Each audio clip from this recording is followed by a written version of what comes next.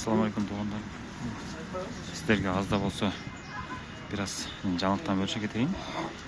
Бул жаңылык Россияда иштеген мигранттарга, досторубуз, туугандарыбызга тиешелүү. Рубль көтөрүлдү туугандар. Рубльдин азыр курс баасын билип берейин. Бүгүнкү курстар.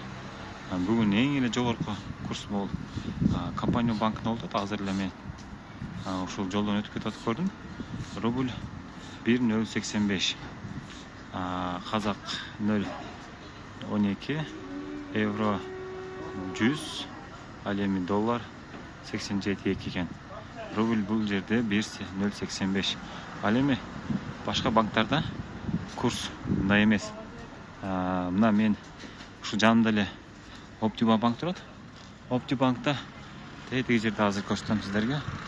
Ал жерде рубльдин баасы башка.